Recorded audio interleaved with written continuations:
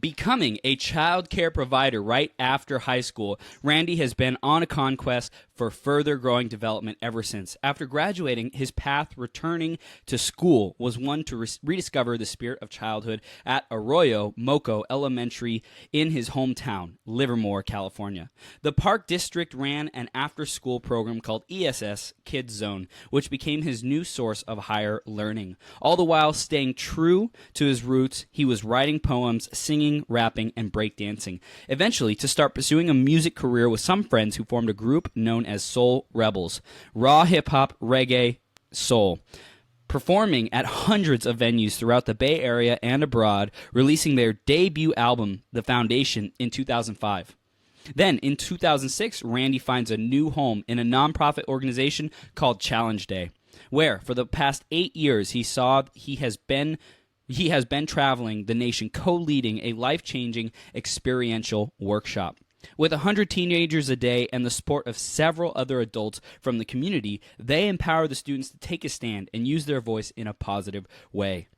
3 years ago, he has also branched out as a motivational speaker, where his message potency and attending capacities are increasing. Now speaking to students by the thousands, he has developed his own style of facilitation using poetry, singing, conversational brainstorming, activities rooted in compassion, and now counseling. Having so much experience with children at all levels has helped him to be with every part of himself, which he applies to all others. Randy, are you ready to come on and rock this? All right, beautiful. You are now live on the air, and thank you so much for taking time out of your schedule, brother. Super duper appreciate it. Thank you. Anytime, man. It's always a great thing to reconnect with you, Chris. Absolutely. And we're going to be adding some massive value and having a lot of fun today. But before we get there, and while we're going there and being that, let's share a little bit more about your journey with the audience so they can get to know you and know a little bit more about your journey.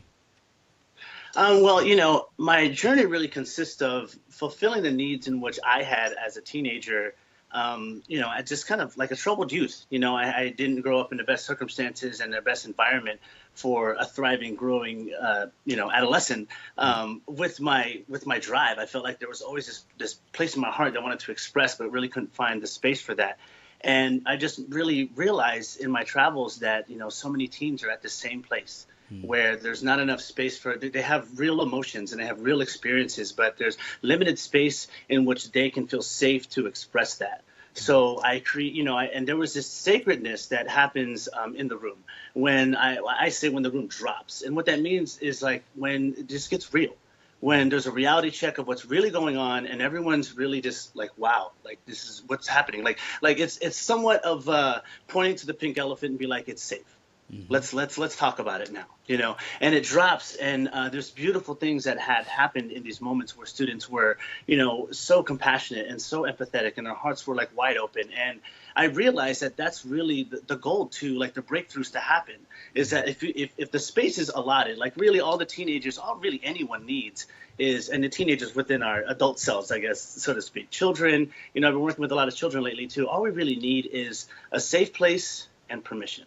Mm. You get those two things established and you get like some rapport and camaraderie in the room, like miracles can happen. I feel like we all want to be that real self, that authentic, higher self we all aspire to be. But there's this limited space within the ways that the system's kind of already, arranged, like there's a way in which like they get to school, they have to find a group, then they have to kind of, they're looking for themselves outside of themselves. Mm-hmm. And I created this program called Tapt In, and Tapt In is about creating a deeper connection to who you really are, mm-hmm. what you really want. And within that, having a deeper connection with the people around you, your supportive system, your community, your close friends, and expanding that to create more friends and a stronger community for yourself. So I've been really driven towards doing that and, increasing my numbers to, like over 1,000 students and being able to just drop my heart on the floor. I feel like because of who I am and how I do what I do. Mm. And, you wouldn't like, I come off as someone from the street in a sense, because I had, that's kind of my, that's how I was brought up. Mm-hmm. And I had a lot of that growing up, and I used that in a way to connect with these students and build rapport with them. And I use poetry to kind of disarm them in this way where they could feel safe to be themselves. And, Mom's going to pass through. It's all good. This is her room. That's all Mom's in the perfect. building. We keep it in the fam. You know what I mean? But so that's what I'm driven about. It's about really creating a safe space and yeah, tapped in. I'm actually branching out to adults at the end of July. I'm going to do my first adult workshop called Tapped into Life. It's Wow. going to be a 2-hour intro to it. It's a 3-day workshop, and I'm really excited. Like for me, I was facilitating last night, and it's I found that the biggest way in which we can speak against the oppression and the damage and and speak towards our healing is by contradicting it.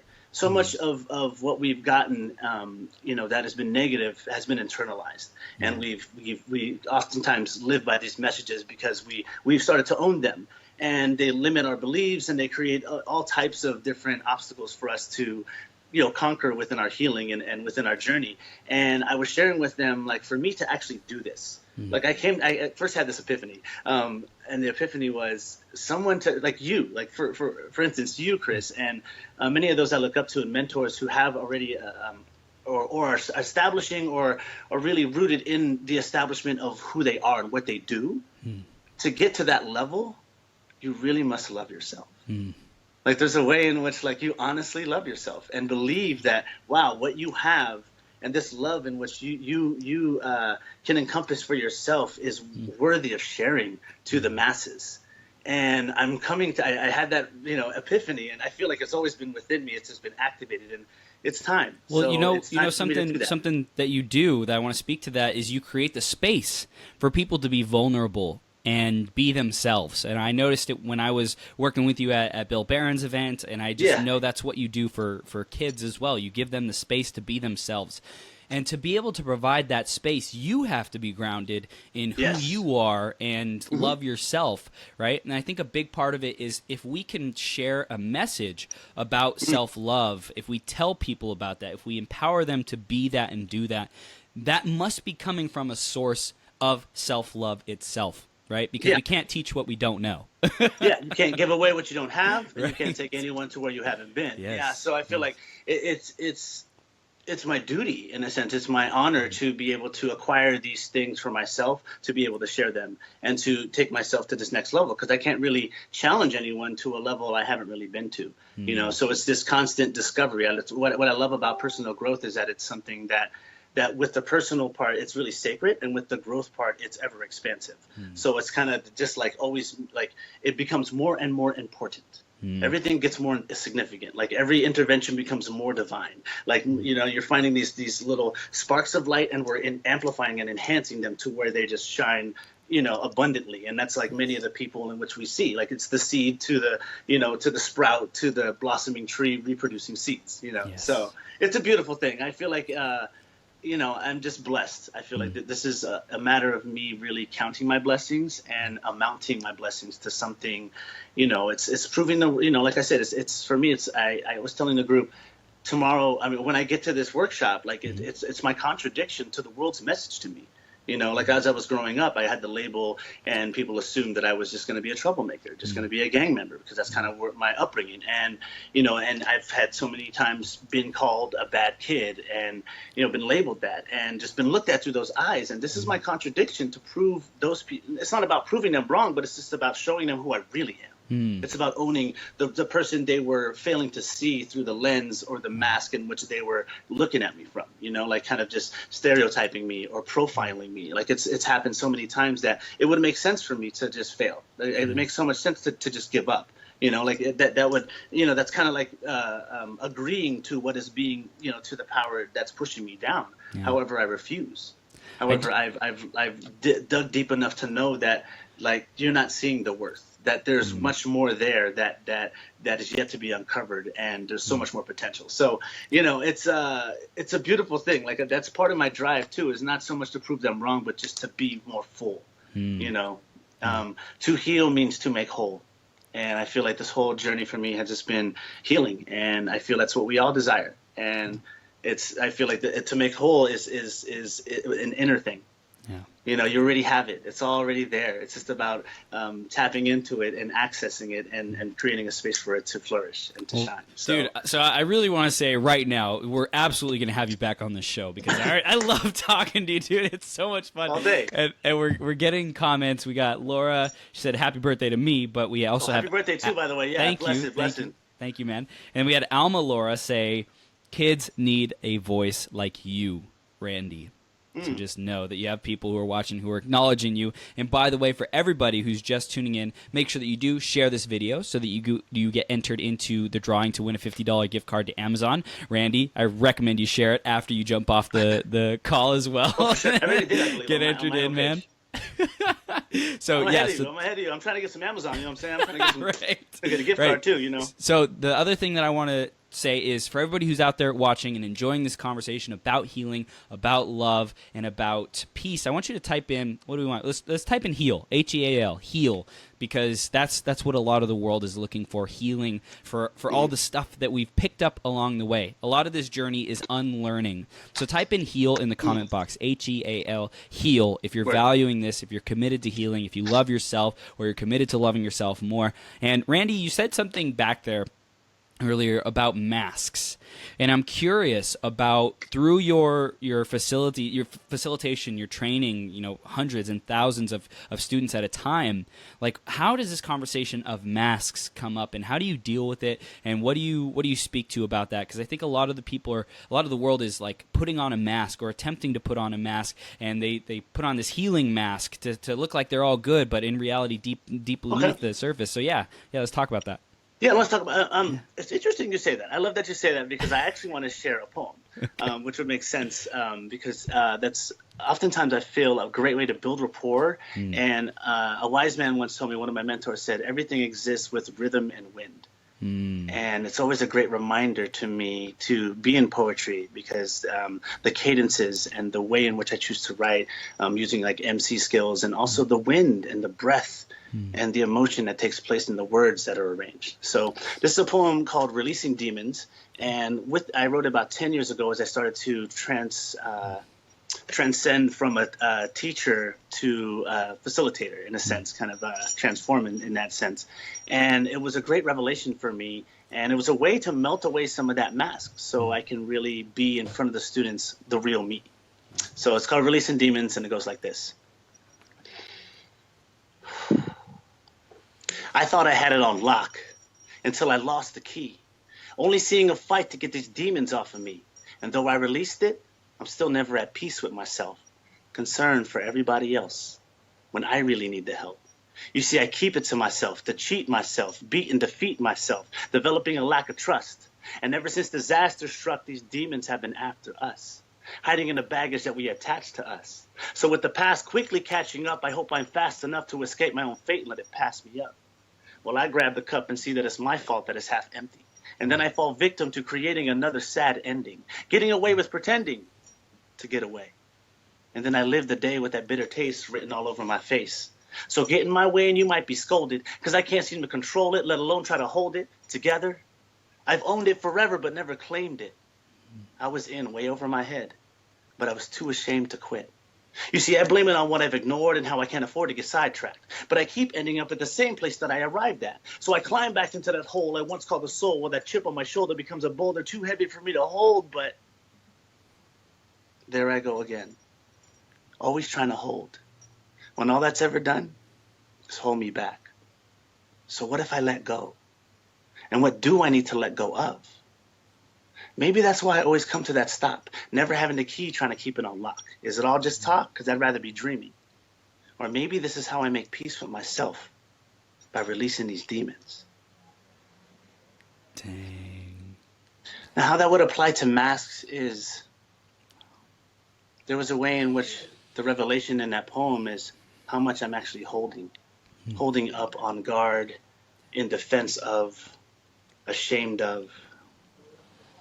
And the realization was, if I did let that go and be seen, who would I be?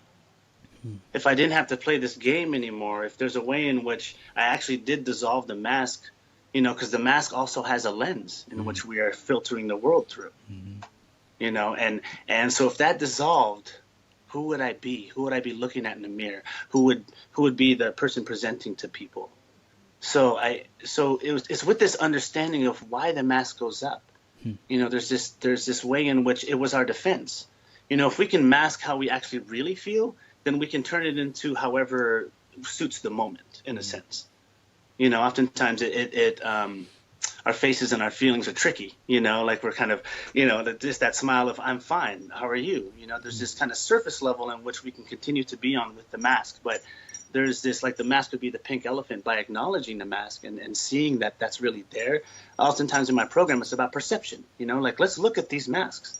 Let's look at why we're actually holding them up and start to have compassion for these people rather than just call them haters or fakes and judge the mask, in which is fear of judgment anyway. Like they're wearing it because they don't want to be judged, and it's like it's a counterproductive in a sense. So it's like I said, it's about making it safe for people to, let's all just, like part of Tapped In is like let's talk to the mask, let's acknowledge the mask, and then let's start to dissolve it a little bit and see who we really are underneath that mask. And see the scared little child who's holding up the mask, afraid to really be seen, and ask that child or ask that person what they really wanted. So then there's no need for the mask anymore. I find like when we evolve and when we grow to this place in which where these tools or these other defense mechanisms are no longer necessary, they become obsolete. Well, we grow as a person. Like you can't really unsee things or really unlearn things in a sense. You can't take away the experience. It's like then we can actually learn from this mask rather than have it prohibit our learning and our exposure to exploring what's really out there for us. So like I've learned that it's all just about being real with all these things. They're humanistic things. Normalizing it was a huge thing. I feel like the power of some of that poem is just normalizing, like, look, I had a mask. And we all do sometimes. It's kind of just what happens. So what would happen? Let's be real with that. Let's start there. The 3 steps to Tapped In are to tap in. The 3 steps are awaken, expand, and impact. Okay. So we awaken to the mask, and then we can zoom out and expand on seeing why the mask was in place, how it's serving us, how it's not serving us, the results of that, and then I'll start to explore what would happen if we didn't have it. Who would we be? Like the potential of that, and then the impact of like actually really doing it. Like the word act is an impact. Because it's like that's how people are impacted, because something happened. There was an experience in which shifted them in some way that they will never be the same again.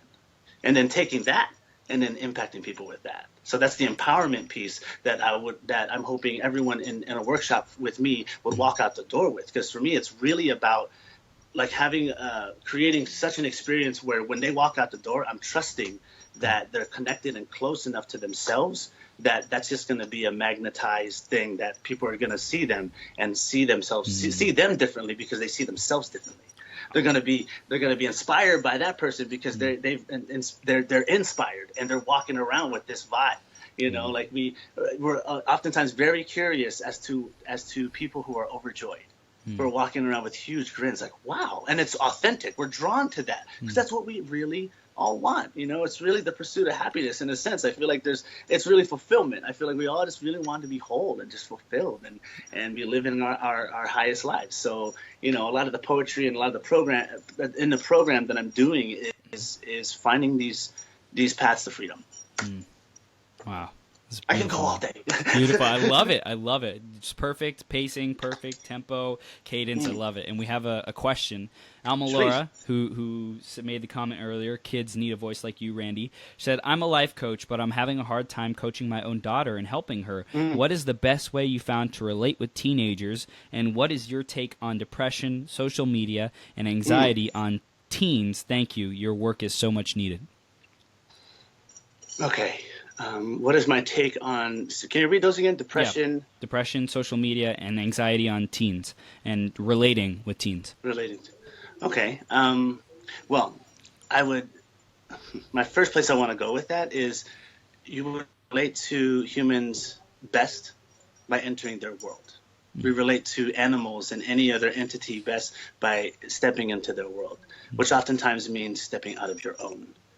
I have been told that the best counselors, the best coaches, the best people in our lives are the ones who can be obsolete, the ones who can just be there for us and not be in the way of us. and be able to be present enough to offer all their golden wisdom, but not in a way where it's for themselves. They're really just for the other person. They're really just offering a clear heart with no hidden agenda or anything else in mind. And it's about building that rapport with your child. And through that, I just feel like it's all about getting real. If depression is happening, if they're having any trouble at school, if a social media, if they're being bullied in some way, or they're struggling in that way, it's about creating enough connection and safe space between you two that can be can start to become an open line of communication. I oftentimes find that there's a disconnect because there's yet to be a connect. Especially in our family, there's a way in which these ways in which we were passed down, how to connect and how to deal with other people is kind of how we were taught. We kind of take that and we recycle it in a way. And a beautiful part of a counseling program I was in was called reparenting.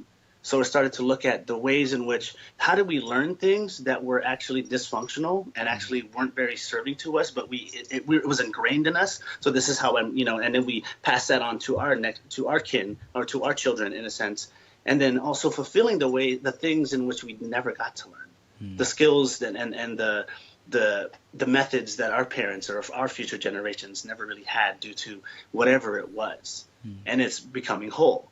So I would say, if she really desires to connect to her daughter, then let that be known through who you are for her, how you be with her. It's really how you be. You can talk all this talk and say, I'm safe. Please come to me anytime. I'm always there for you. But it's about you showing up. And it's about you creating the space for her to show up. So then she knows and she gets it. So it's not about you talking all the time. It's just about you, we're just gatekeepers. It's about you holding that door open and showing how safe it is inside there by being in that vulnerable space. Maybe you go first. Maybe you can express, maybe the significance and value of the connection you want with her hasn't been established and clarified yet. What if you were just to sit down and be like, wow, this is where we're at, awaken. I would love to be here with you and expand and then impact by really going into the depth of that and having her feel that way. Like, that there's such a sacredness of two people feeling the same thing by them sharing it so vulnerably in the depth of like, you get that's how love works. Like you get how deeply I love you because I'm just in it with you. And then I get to receive I get to receive you getting it, and then to get to receive like you also outputting it back. And then it just amplifies from there. So it's about reestablishing a stronger connection for these real conversations to happen. And how do I address these things on, you said depression, social media, or the last one was? Anxiety. Now, once again, it all boils down to being real with it. These are things, topics in which are very common in my work. Too many times have I heard students talk about cutting themselves, killing themselves. And, I feel like those are two of the symptoms of these things on the horizon. And when they're not addressed and when they're neglected, especially if those two things were created from neglect, there's a way in which when you're alone with something, you're just going to spin out and it's just going to amplify. So how, part of my program isn't so much just talking about these things. It's just about creating a space to make it real. Like I even go into places where I was depressed. It's about like creating a space for that to become relatable. Like it's not, I'm not going to say, oh, raise your hand if you're depressed. It's a matter of like them. It's a matter of them, me sharing to the depths of my own depression, which activates and really touches that part of them that felt that too. And then from there, we can begin to have a deeper conversation about it because I brought it into the room. So these things are awkward oftentimes. So like these things hold a lot of shame. These things are really the fiber of the mask sometimes, that anxiety in which we feel keeps us from even trying something because we're so anxious about the result. Oftentimes the fear is of the future. It's not of the now. A lot of these things are fear driven. I think Marianne Williams said it's either an act of love or a cry for help. And I feel like, how do we continue? So if we're getting cries from help from people, there's a need for love. There's more. There's a cry for love. So how do we respond to it in that sense? How do we see the wound in a way, and lovingly attempt to heal that? Going into the conversation through a place of compassion. Compassion means to suffer with. And I believe that when we're actually in that place where we're feeling that person suffering, we're in their shoes and looking to their eyes and how they see the world and really getting what brought them to the position that they're at right now. That's like sitting with someone and just crying with them and just and beginning the healing process. Another thing I want to talk about is how I've learned that the root of healing oftentimes is not very far from the root of the wound. I would go as far as to say that every root of healing I have discovered with anyone that I've helped to heal has the source of it was very close to the root of the wound. And I metaphorically, I thought about this like, wow, if you have, fruit on a tree, which can be very nourishing for someone, but if it stays there too long, it'll start to rot, and now it's poison, right? And then it falls to the ground. And then, not many animals will eat it unless it's a scavenger, but, for that moment, it's just poison. But then if it just stays right there, it's going to go right back and feed the roots of the tree to therefore produce more fruit for the next season. And there's seeds in so the key in that is the seeds in this wound, right there in the root, feeding for more seeds. It's all right there. So, and I also came to this conclusion in a lot of counseling sessions I was in where people would talk about these really big traumatic moments or maybe something that happened recently. And I would call back to, can you recall when you first felt that? Or when you first heard that message that gave you that had such an impact on you? So when we can dig further to the root of what happened, therefore we can look at what didn't happen, what you wish would have happened. How do we fulfill, because there's this, fulfill meaning healing to make whole. So something happened or something didn't happen that they wanted to have happen that caused them suffering, that caused them hurt at that moment. And it became a core wound. So that's what I mean. He says that's what we call it a core wound because there's a root to it. So if we can tap into that root, right there is the medicine.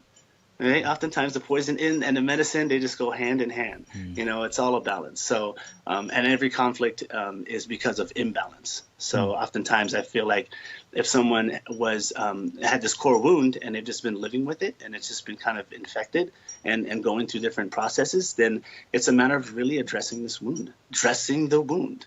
Really focusing on that. And that's the hardest part for some people. Oftentimes the problem is the problem isn't the wound. It's how they've been addressing it.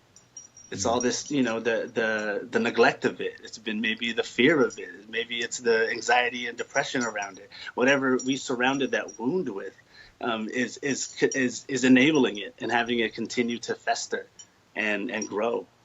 So it's really it's not easy work, and it's but it's very necessary. I feel in order for us to move on. Wow. Did I address that? You feel like I answered those? I believe so, dude. I think you hit it heavy. It's good. Alma, reparenting. Wow, so hard. I am from Mexico, a totally different culture. I need to relearn. Just be. Expand our love. Wow, wow, wow. Thank you. I needed this message today so much. You are an angel to me. The fiver of the mask. Randy, wow. Healing, compassion, pure love. I just want to protect her. That is not helping. And then we had Laura say, root of the healing is close to the root of the wound. Profound.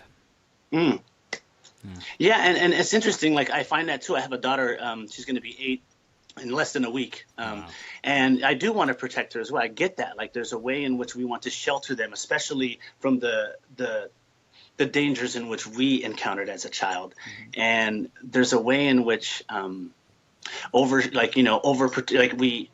Okay, it's about overcompensation, right? For these deficiencies, oftentimes we overcompensate because like, oh, I never want, and it, because we experience one extreme, we want to throw it to the other extreme, and we never really explore the middle ground. So that's what the expand is about. That process is like, wow, let's expand and look at the whole spectrum here, and then also looking at, I've done a lot of child development work as well, so it's looking at where developmentally appropriate is my daughter, or is the child, and to what degree could I share this where they can actually really get it, and what do we, and we do want to protect them to be safe, but are we depriving them of the lesson? Are we sheltering them from the gold? I can't be there to catch my daughter every time she falls down, because if she never falls down, she'll never be able to know how to stand back up again. She'll never know the feeling of or be able to reevaluate the error in which had her fall down. She'll never really have the experience with balance that I would like for her to learn, so then she can stay standing straight up or doing whatever she's doing. So it's about really, it's not about holding their hand. Like, it's about holding their hand when they, like I think Steve Bierman said it best. It's like when they can't turn on the light, you turn on the light for them, or pick them up, and have them turn on the light and just get like, wow, that's light, that's dark. And then when they're reaching for the light, you know what I mean? Like, have them try, and then like maybe get a stool, or show them where the stool is at, have them get the stool themselves and then have them do it, or just pick them up slightly, but just have them try. Yeah. And then, I'm saying it'll come to the point where, maybe a lazy teenager's like, hey, turn off the light. Can you do it yourself?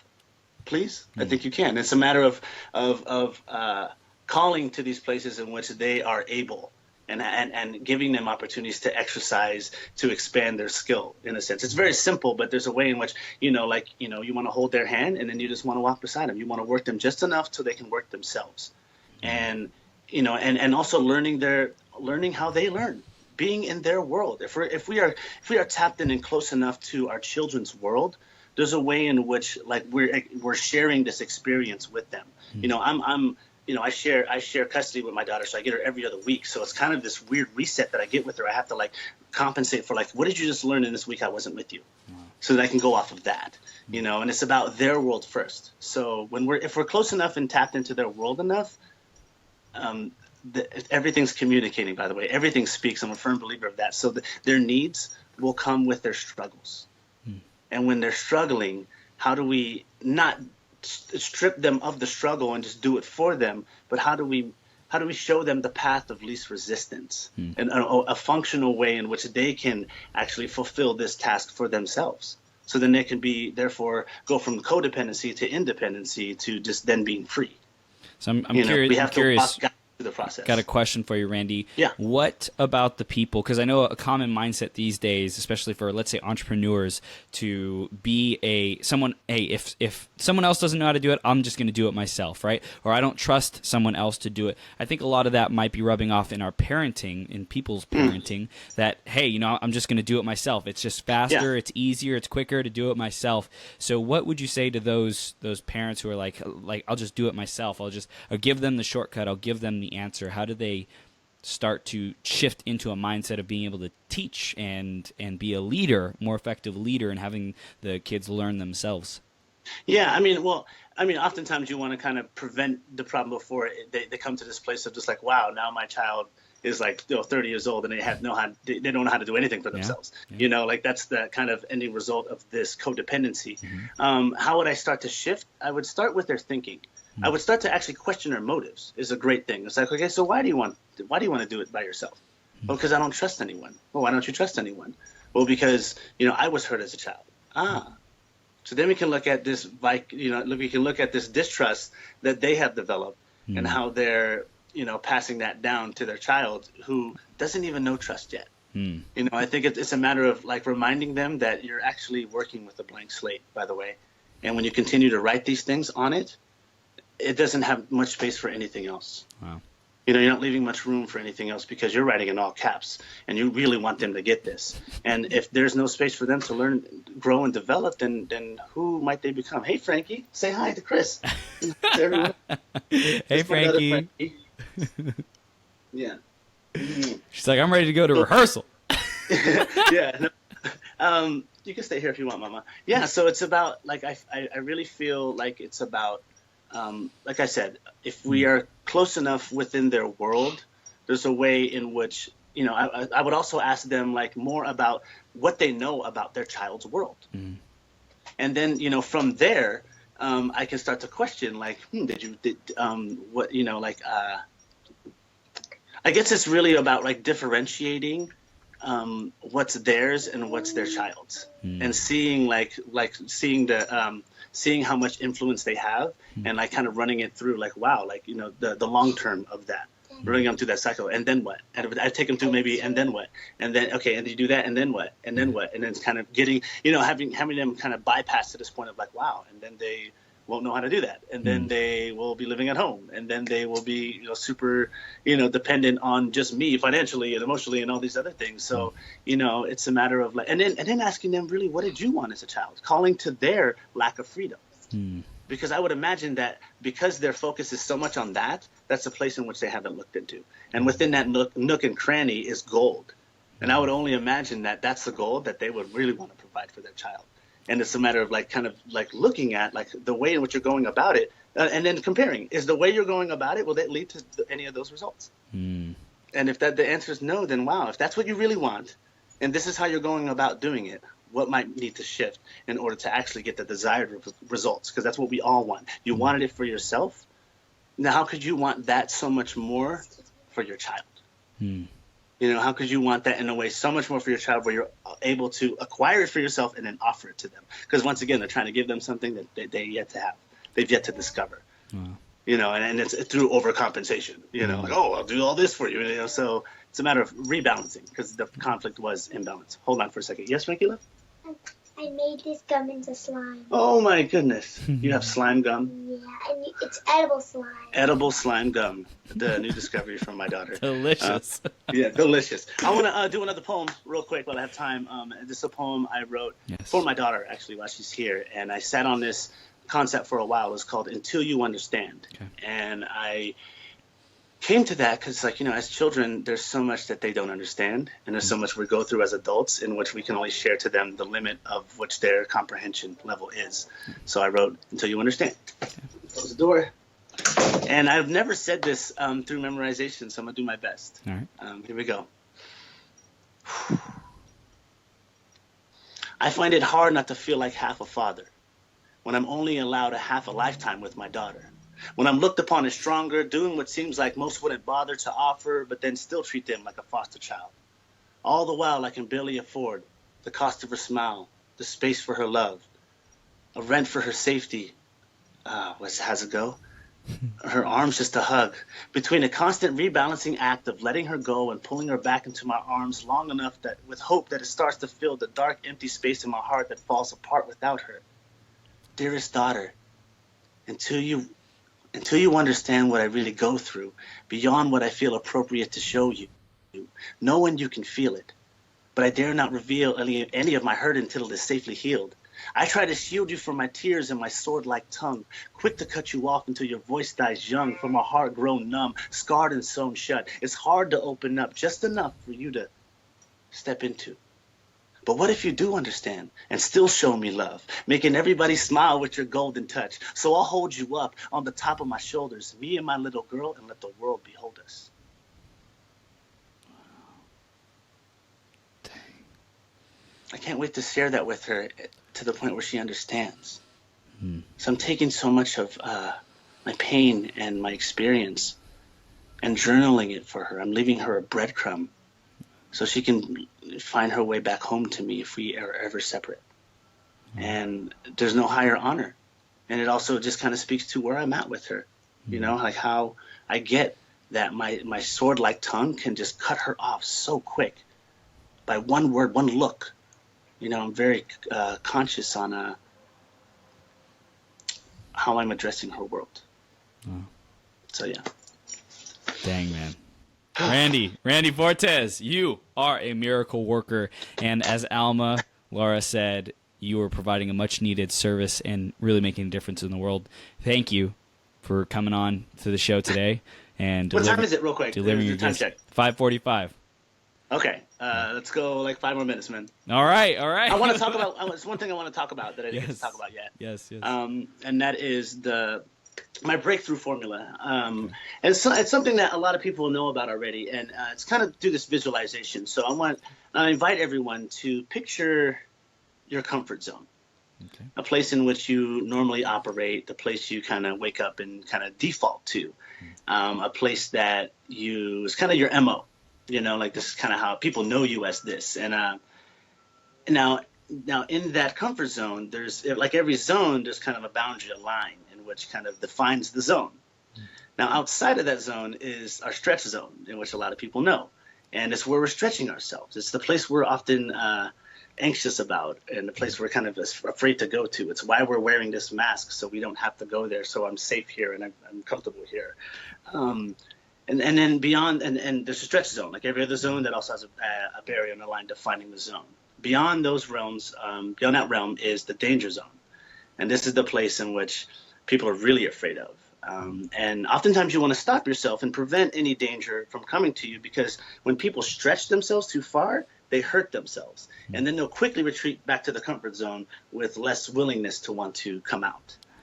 Now, I've learned that when we're stepping out of our comfort zone and into the stretch zone, I call that a peek through. And it's called a peek through because it's where we're able to kind of peek through this place that we didn't really know about. It kind of oftentimes feels like a breakthrough because there's like, there's this kind of like this charge that we get of seeing that and getting a taste of it. Like, but we actually just peek through. We kind of just peek through what we peek through, and it kind of expanded our perception from what we normally had or were comfortable with. Mm-hmm. The breakthrough actually happens not when we're actually crossing the barrier of the stretch zone. It's when we stretch the stretch zone. Mm-hmm. It's where we push ourselves, where we've worked to this level in which we're like, okay, I've been doing this for a while. You're well practiced, you're well versed in it, and you take it to the next level, and you push it to where now this once land that was owned by the danger zone is now becoming stretch zone. Mm-hmm. And you know that you've broken through when you're at the place where you look and you can almost see yourself peeking through, where you look and you're like, I was once there. Wow. I am no longer that. That is an option for me, but why would I want that? If this is so much more desirable, if this is so much more, there's so much more potential here for me to go. So we're breaking through, like it's just really breaking through a limited belief, because it really never really existed. So it's really just this expansive kind of stretched place where we get to experience that. And knowing you broke through is when you can almost see yourself peek through. Like when you're looking back and it's not a peek, like it's a clear vision of like, wow, look where I was. Wow. Look what I was thinking. Look where I'm saying, look how proud I should be of myself. Mm. Yes. Wow. So yeah, I just wanted to share that in a sense. And that's the root of Tapped in a sense, is how we break through. Mm. No more mama, no more candy. And I just want to say thank you. Check out my video. Check out my channel on YouTube if you want more poetry, more songs, more about what Tapped in is, at Randy Fortes on YouTube. I just would love any love you want to send my way. I am open for that. And I thank you, Chris. Happy birthday to you. Thank you. I got to get going to my rehearsal. Let's totally do this again. I really enjoyed this. Awesome, man. Thank you for coming on today. Thank you for delivering your gifts to the world. Again, you're making the world a better place every single day, every single moment, choosing powerful decisions, and we will see you very, very soon. Bless, man. Stay up. All right, man. Have a good night. Bro. Thank you. Peace.